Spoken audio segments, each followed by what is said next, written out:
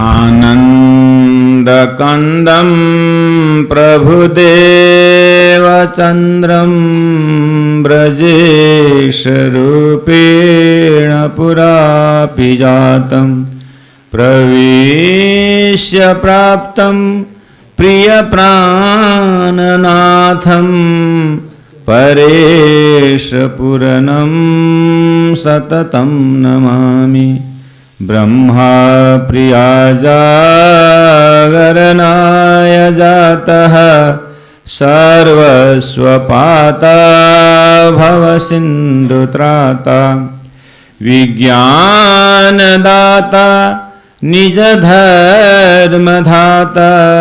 दिनैकबन्धो शरणं प्रपद्ये दिनैकबन्धो शरणं प्रपद्ये।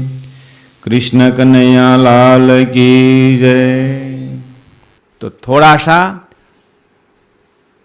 किसमें मेहनत जो है उसके ऊपर मूल्यांकन होता है, लेकिन परमात्मा की दृष्टि में ज्ञानी भी परमात्मा का ही पास जा रहा है और कर्मी भी परमात्मा के पास ही जा रहा है।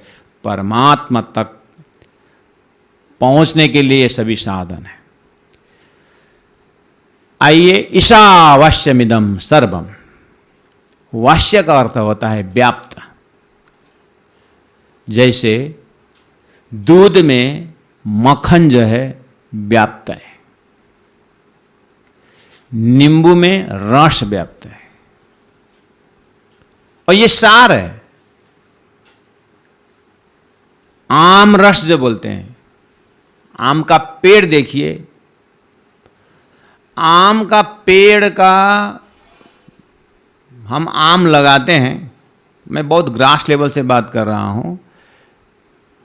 हमने आम खाया, बहुत स्वादिष्ट आम है।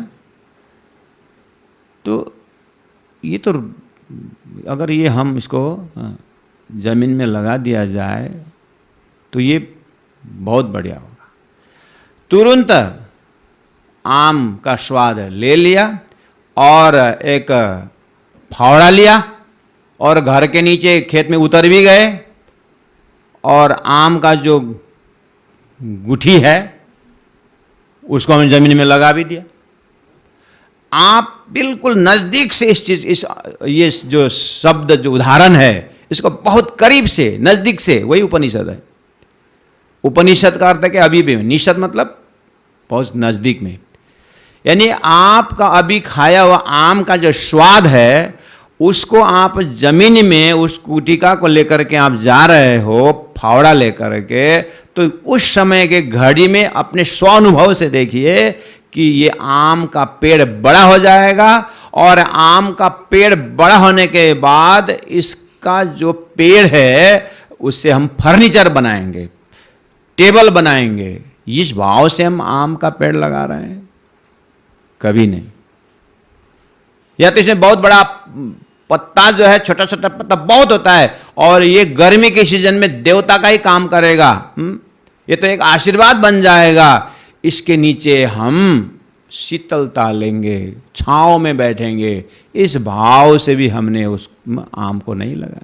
हालांकि ये सब हो सकता है, लेकिन उस राइट टाइम राइट प्लेस में जब हम फावड़ा लेकर के आम को जो बीज लेकर के हम खड़े हैं, उस समय में एक ही मकसद है कि ये जो पौधा बढ़ेगा, फल देगा और फल का रस जो है वह मेरा लक्ष्य है।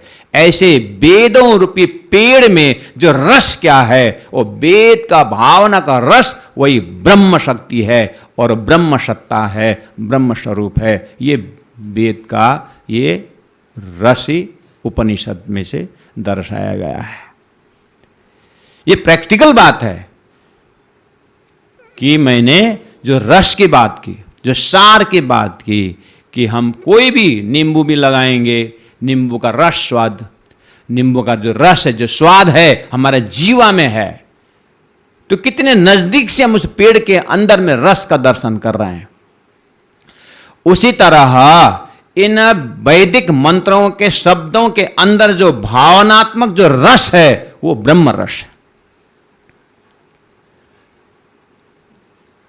उस ब्रह्म रस को उपनिषद ने बहुत नजदीक से, करीब से अनुभव किया है। इसलिए वेदों के अंदर कर्म भी है, उपासना भी है, और ज्ञान पोर्शन जो है ये उपनिषद पोर्शन है, जो बिल्कुल ब्रह्मानंद का साक्षात्कार कराने के लिए जो भी वेदों के अंदर कहीं भी अगर ब्रह्म निरूपण की बात आती है, ब्रह्म का गुण की बातें आती है, ब्रह्म का स्वभाव की बात आती है, तो उसको उपनिषद कहा गया है।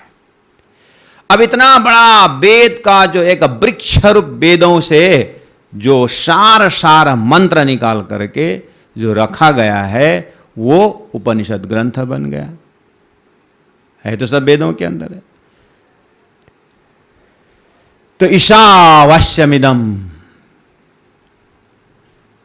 इसका अर्थ होता है रूलर। अब इसको हम कैसे यूज करते हैं, कैसे प्रयोग करते हैं, उस अर्थ से भी, उस भाव से भी अर्थ थोड़ा थोड़ा आसपास घूमता रहेगा। इलेक्ट्रिसिटी तो वही है, लेकिन पंखा के अंदर जब से पंखा फिट हो जाए उस शक्ति में, तो हवा देती है, और अलग अलग उसका जो मीडिया है उसे अलग काम करता है। जब इस अर्थात रूलर, कंट्रोलर, कंट्रोल तो लोग शक्ति से भी कर देंगे ना, तो इसको अगर हम शक्ति बेसिस से देखेंगे तो ये जो है ना माया का काम करती है।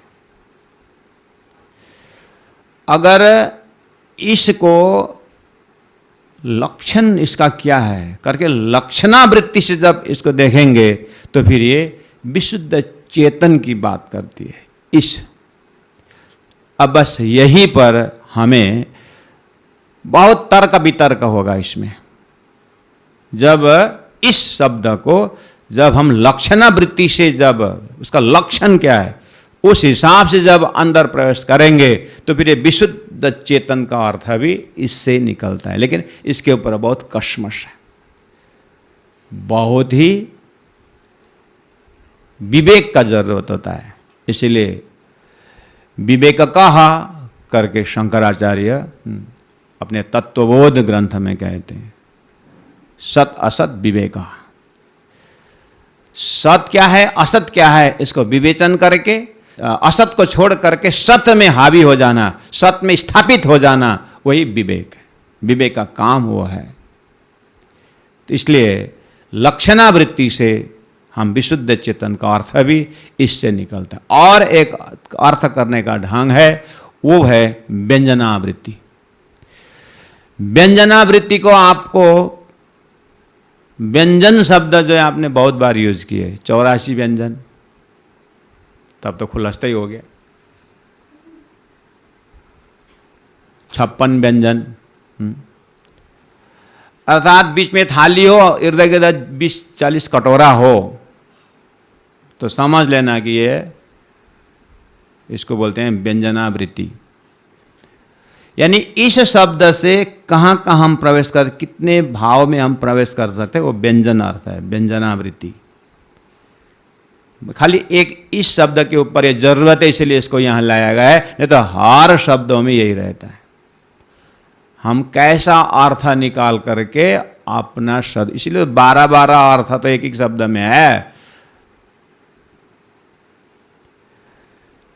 तो अगर हम इस शब्द को एक उदाहरण देकर के ऋषियों ने समझाने के प्रयास किए। एक बहुत संस्कृत का व्याख्या में, या संस्कृत के धर्म, आखिर शास्त्र सभी संस्कृत में ही है, तो उस संस्कृत भाषा से समझाने के क्रम में बहुत सुंदर एक शब्द है, एक वाक्य है संस्कृत में, गंगायाम घोषः। जो भी इस प्रवचन को आज सुन रहे हैं या भविष्य में सुनेंगे, गंगायाम घोषः बोलते ही पूरा उनके पैर के जो अंगूठा के नाखून से लेकर चोटी तक अर्थ लग जाता है। गंगायाम घोषः, बहुत सारे विषय में इसको प्रयोग किया जाता है समझाने के क्रम में। अगर हमने ये गंगायाम घोष का सीधा अर्थ है गंगा में मकान है। गंगायाम घोषः, गंगा में मकान है, लिख दिया जाए गंगा में मकान है। अर्थ लगेगा क्या? क्या गंगा में घर नहीं बगाएगा क्या? गंगा में घर कैसे हो सकता है? अरे गंगा में पुल हो सकता है, घर नहीं हो सकता क्या? गंगा में पुल है, उस समय पुल नहीं बनाया था होगा तो गंगायाम घोषा करके बहुत अर्थ निकला होगा। अब तो पुल भी बनाया है, मकान भी बना दिया, अब पता नहीं अर्थ कैसे करते हैं। फिर भी व्याकरण अर्थ जो समझाते हैं इसमें गंगायाम घोषः, गंगा में मकान है। तो सीधा सीधा इसको शब्दार्थ जाएंगे, सीधा सीधा इसको डायरेक्ट इसके शक्ति के अर्थ में जाएंगे। तो फिर गंगा प्रवाह में मकान, ऐसा अर्थ निकलेगा। गंगायाम घोषः, Ganga. Is it not possible? ये गंगा के प्रवाह में घर कैसे हो सकता है? आप विवेक लगाएंगे विद्वान जन, इसका क्या अर्थ है? ऋषि ने क्या लिख दिया है? ये इसका और कुछ होगा, अर्थ होगा। फिर अब चिंतन कस्मस चलेगा। अब तो मैंने कहा एक शक्ति अर्थ भी है और लक्षणावृत्ति। लक्षणावृत्ति में फिर ये जब लक्षण अर्थ जब करेंगे, ना ना ना दूसरे महर्षि आ गए, गंगायाम घोषा जिन्होंने दिया ना, इसमें सीधा अर्थ मत लगाओ भाई, इसमें लक्ष्य अर्थ लगाओ। लक्ष्य क्या है? लक्ष्य ये है गंगा तीर में मकान है, ये अर्थ है। मतलब गंगा के जो किनारा है, हाँ, वहाँ पर घर है, ऐसा अर्थ है इसका कहने। गंगायाम घोषा मतलब गंगा के किनारे में घर है। हाँ, ये ठीक बैठता है, ये अर्थ जमता है।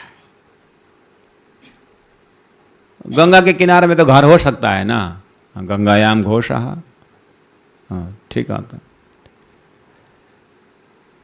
अब अर्थ करने के ढंग में एक व्यंजनार्थ भी है। और दूसरा विद्वान आ गए, गंगायाम घोषः का मतलब है तुम सीधा ले जाके गंगा के किनारे में घर बना दोगे क्या? चलो गंगा के अंदर तो घर नहीं बनता है, वो ठीक है, लेकिन गंगा के तीर में घर है, तुम्हारे अर्थ भी ठीक है, लेकिन इसका अर्थ ये भी हो सकता है। लक्षणार्थ तो देख लिया, व्यंजनार्थ भी तो हो सकता है। तो व्यंजन अर्थ है क्या? तो व्यंजन अर्थ है गंगायाम घोषः, व्यंजन का अर्थ होता है, व्यंजन अर्थ में होता है मेरा घर गंगा जैसा पवित्र है और इन्वायरमेंट बहुत शीतल है, ये भी अर्थ है, ये व्यंजन अर्थ है। गंगायाम घोषा शब्द वही है, लेकिन अर्थ लगाने वाले कैसे लगा रहे हैं?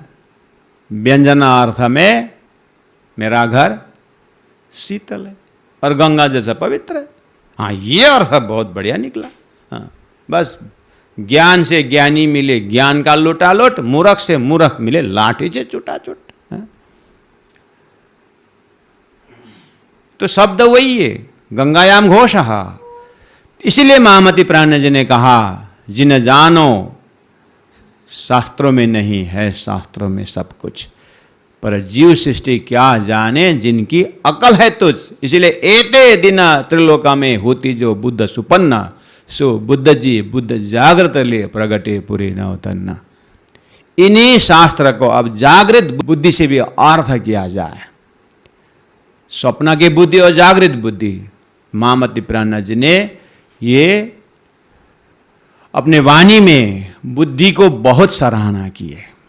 और शास्त्रों में तो है विनाश काले विपरीत बुद्धि भी है, और यही बुद्धि आत्मा को कल्याणार्थ, आत्मा को परमात्मा तक मिला सकते। ये बुद्धि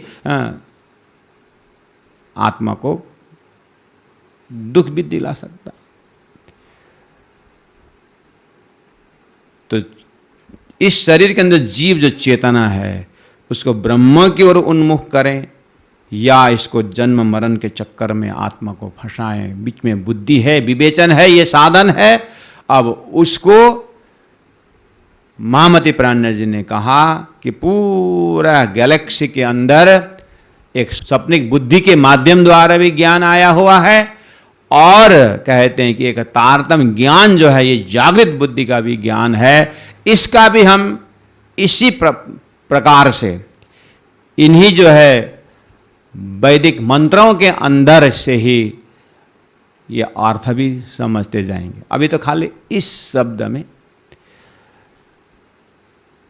विद्वानों ने इसको अर्थ करने का जो ढंग कि शक्ति वृत्ति से भी है और लक्षणावृत्ति से भी है और व्यंजनावृत्ति से भी है।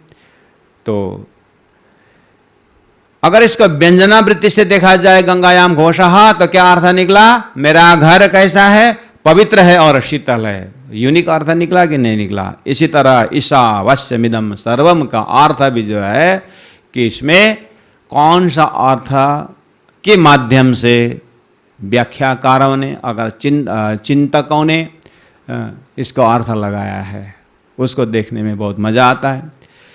तो यहाँ पर सबसे बड़ी बात अब यहाँ से शुरू होता है। एक बार आप इस मंत्र को और जोर से, हृदय से इसका जब हम उच्चारण करते हैं तो ये अपने आप बहुत सुंदर अर्थ अपने आप निकलता है।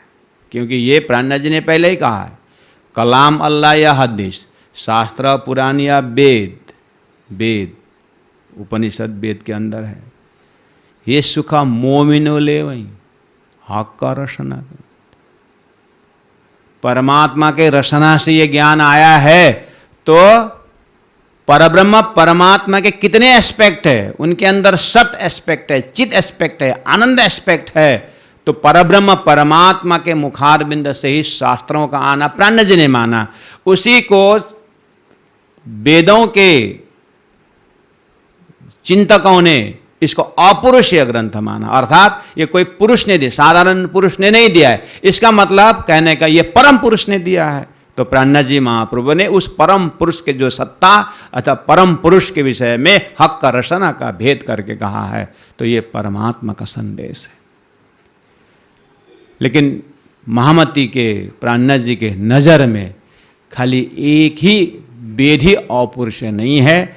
धरती में जितनी भी शास्त्र है, चाहे वैदिक परंपरा से हो चाहे कतिप परंपरा से हो, महामती प्राणनाथ जी का जो शब्द है, उनका जो समझने का जो तरीका है, उसको देखने का जो विजन है, प्राणनाथ जी महाप्रभु के लिए धरती में जितनी भी ज्ञान है, सब में कर्म उपासना ज्ञान का दर्जा है, शरीयत तरीकत हकीकत मार्फत का दर्जा है। तो इसीलिए प्राणनाथ जी कहते हैं कि कलाम अल्लाह या हदीस, अल्लाह का कलाम, चाहे कते परंपरा का ज्ञान हो, चाहे हदीसा हो, चाहे पौराणिक वैदिक मंत्र क्यों न हो, लेकिन यह हक का रसना का है। इस विजन से महामती प्राणनाथ जी ने शास्त्रों को अवलोकन किया है। तो कृपा करके हम उन सभी वेदों का सभी पोर्शन को तो हम तुच्छ बुद्धि द्वारा और ये क्षणिक शरीर में कुछ समय के लिए शरीर में ये साधन एक्टिव है, इतने समय में सभी मंत्रों का दर्शन तो नहीं कर सकते हैं, लेकिन कुछ महत्वपूर्ण शब्दों का दर्शन करते हैं। जैसे ईशावास्यमिदं सर्वम, सिंपल अर्थ है कि परमात्मा व्यापक है। ये जो जगत्याम जगत, यह बहुत सुंदर लक्षण है। अब इसमें लक्षणार्थ भी देखना है, इसीलिए हमने भूमिका में कहा इसका व्यंजनार्थ भी देखना है, लक्ष्यार्थ भी देखना है। इसीलिए ईशावास्यमिदं सर्वम यत्किंच, जितनी भी संसार में जो सामग्रियां हैं, जो विश्व में जो सामग्री, जगत में जो सामग्रियां हैं, वो सब परमात्मा से ही व्याप्त है। इस भाव से उपनिषद प्रारंभ होता है। जगत्याम जगत, जगत्याम का अर्थ होता है कि अखिल ब्रह्मांड में यत किंच, जो कुछ भी है, यत किंच जो कुछ भी है, जगता जड़ या चेतन रूप, जगत्याम जगत, एक तरफ का विश्व, अखिल विश्व ब्रह्मांड, और जगत। इसका मतलब जगत का अर्थ क्या हुआ? एक माइक्रोकॉस्म में लिया जाता है, एक मैक्रोकॉस्म में लिया जा रहा है। कहने का अर्थ है यही, इसका व्यंजना अर्थ जो है, तारतम्य ज्ञान जो है वो ज्यादातर शास्त्रों में व्यंजन अर्थ दिखता है। अर्थात इसका जो मकसद क्या है, जैसे इस शब्द में लक्षण वृत्ति से शुद्ध चैतन्य का दर्शन होता है, तो फिर इस शब्द में जब व्यंजना अर्थ से जाएंगे, व्यंजन वृत्ति से जब देखते हैं, उसी में उस शक्ति का स्टोर हाउस दिखाई देता है। तो ऋषियों ने अर्थात इसका चिंतकों ने कहा, जब हम इस शब्द को व्यंजना अर्थ से देखेंगे तो भगवान राम दिखाई देता है, भगवान कृष्ण दिखाई देता है, भगवान शिव दिखाई देता है, यानी अपने अपने इष्ट देखते हैं। इस तरह से इसके अर्थ करने वाले ये अर्थ लगाते हैं कि व्यंजना वृत्ति से इस शब्द को जब हम चिंतन करते हैं तो भगवान राम प्रकट होते हैं, भगवान कृष्ण प्रकट होते हैं, भगवान शिव प्रकट होते हैं। इस भाव से भी देखते हैं। कहने का मतलब है कि इस तार में अगर देखा जाए तो इलेक्ट्रिक जो है वो तो बह रहा है, लेकिन उस इलेक्ट्रिक सत्ता में अब हम क्या उसको इंस्ट्रूमेंट जोड़ते हैं, उसी प्रकार से वो प्रस्तुत होता है। तो उस ब्रह्म शक्ति को चिंतन करने वालों को उस ब्रह्म शक्ति में या तो किसी को राम का स्टोर हाउस दिखाई दिया, किसी को भगवान श्री कृष्ण दिखाई दिया, तो किसी को शिव दिखाई दिया। ये अर्थ से वैदिक मंत्र उपनिषद जो है वो तो साक्षात एक जगह बैठा हुआ है, लेकिन उसको अर्थ करने वाले यदि दिल प्रदान होकर के जा रहा है, भाव प्रदान से उसको देख रहा है, तो व्यंजन अर्थ लगा करके कोई एक इष्ट में वो सम्मिलित हो जाता है। अगर वैदिक मंत्र वही है, लेकिन जो बुद्धि प्रदान होकर के जाता है, तो इस शब्द से उसको वहां पर शुद्ध चैतन्य का दर्शन होता है। और फिर उसमें सीधा सीधा अर्थ जाएंगे तो वहां पर एक शक्ति जो है दिखाई देता है, उसको माया शब्द से भी अर्थ करते हैं। ये सारा संसार माया से ओतप्रोत है, ऐसा भी अर्थ है। इसी में भगवान द्वारा ये ओतप्रोत है। संसार परमात्मा व्यापक है तो कोई माया व्यापक है। इस तरह से इसके ऊपर चिंतन चलता रहता है।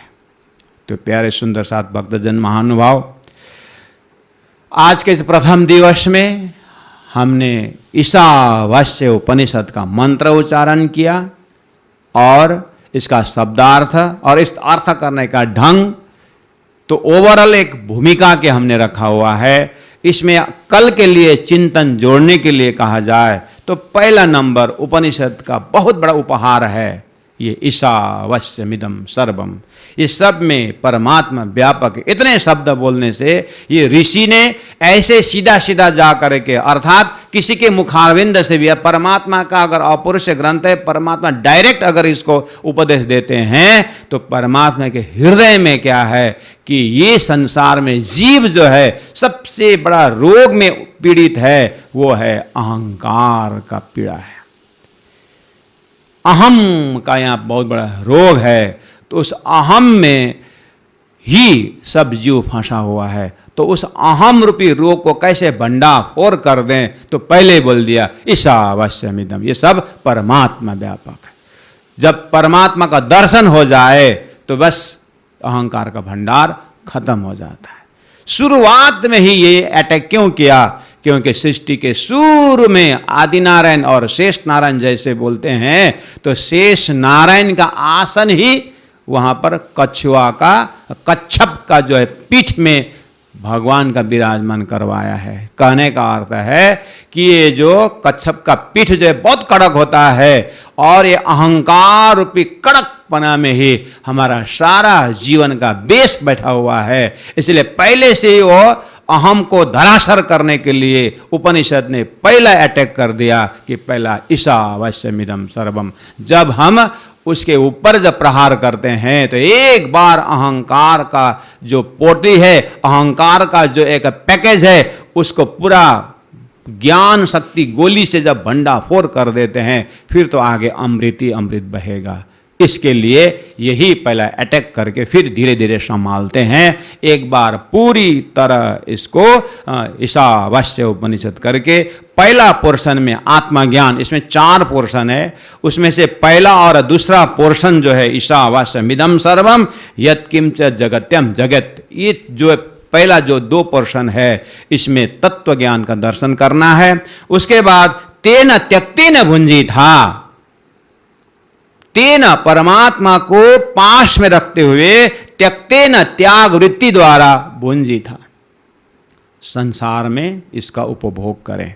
तो इस शब्द में संन्यास धर्म का दर्शन होता है, अर्थात इसमें एक धार्मिक दृष्टि पैदा होता है और पहला पोर्शन में आध्यात्मिक दर्शन दृष्टि पैदा होता है। और इसी श्लोक का, इसी मंत्र का अंतिम पोर्शन जो है मां गृद कस्व सिद्धनम, इसमें बिल्कुल संसार में जीने की कला का इसी में दर्द, यानी नियम किस तरह से जीना चाहिए। कस्व सिद्धनम, संसार में धन वैभव किसका है,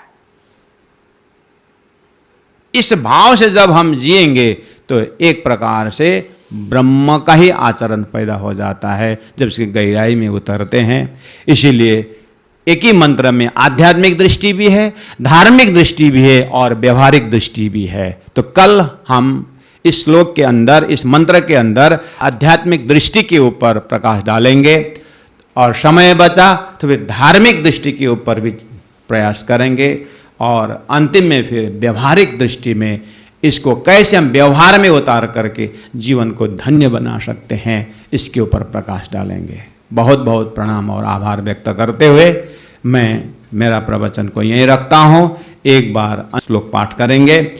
ईशावास्यमिदं सर्वं यत्किंच जगत्यां जगत् तेन त्यक्तेन भुंजीथा मां गृद कस्य स्विद्धनम। बोलो श्री प्राणनाथ प्यारे की। पूर्णमदः पूर्णमिदं पूर्णात् पूर्णमुदच्यते पूर्णस्य पूर्णमादाय पूर्णमेव वशिष्यते।